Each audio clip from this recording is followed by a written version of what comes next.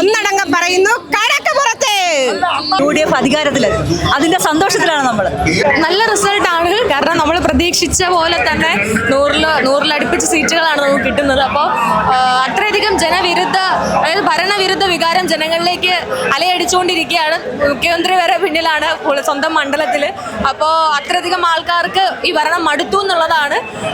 വളരെ സന്തോഷം. നമ്മളെല്ലാവരും ഫുള്ളൊരു എനർജി ബാക്കിൽ നിൽക്കുകയാണ്. അത്രയധികം സന്തോഷം. തീർച്ചയായും ശബരിമല വിഷയം മാത്രമല്ല, കേരളത്തിലെ ജനങ്ങളോട് കടക്ക് പുറത്ത് എന്ന് പറഞ്ഞ മുഖ്യമന്ത്രിയോട് കേരളത്തിലെ ജനങ്ങൾ വീട്ടിലിരുന്നോളൂ എന്ന് പറയുന്ന ഒരു സാഹചര്യം കൂടിയാണ് നിലവിലുള്ളത്. തീർച്ചയായും ഞാൻ പറഞ്ഞില്ലേ, നമ്മളൊരു ഫുൾ എനർജി പാക്കിലാണ് നിൽക്കുന്നത്. കൗണ്ടിങ് കഴിഞ്ഞിട്ട് വേണം ഞങ്ങൾക്ക് ആഘോഷ പരിപാടികൾ പൂർണ്ണമായും സ്റ്റാർട്ട് ചെയ്യാൻ വേണ്ടി. പുതിയ യുഗം ആരംഭിക്കുകയാണ്. കാരണം 10 വർഷമായി നമ്മുടെ പിണറായി സർക്കാരിന്റെ ആ ഒരു ജനങ്ങൾ പൊറുതിമുട്ടിയിരിക്കുകയാണ്. അപ്പൊ അതിൽ മീതയിലുള്ള വിജയമാണ് നമ്മുടെ ഈ ഇപ്രാവശ്യത്തെ വിജയം. ചരിത്രം സൃഷ്ടിച്ച് എല്ലാ സീറ്റും നമ്മൾ തൂത്തുവാരും.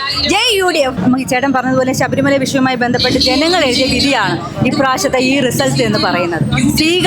സ്ത്രീകളുടെ വിജയമാണ് ഇപ്രാവശ്യത്തെ റിസൾട്ട്. നിസ്സാര വിഷയമല്ല, അതിനുള്ള വിധി എഴുത്തായിരിക്കും ഇപ്രാവശ്യം UDF മന്ത്രിസഭ.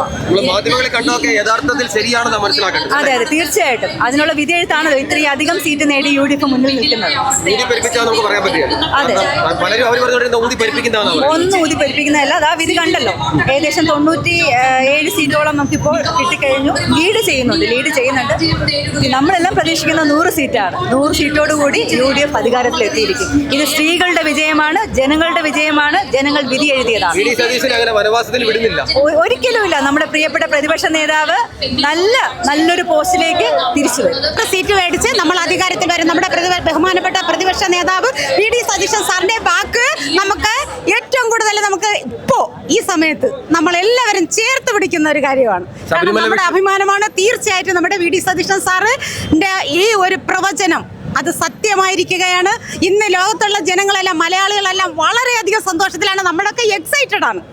ഉറപ്പായിട്ടും UDFന്റെ കൈകളിൽ ഏൽപ്പിക്കാൻ ജനങ്ങൾ തയ്യാറെടുത്തു എന്നുള്ളതാണ് നമുക്ക് മനസ്സിലാക്കാൻ സാധിക്കുന്നത്.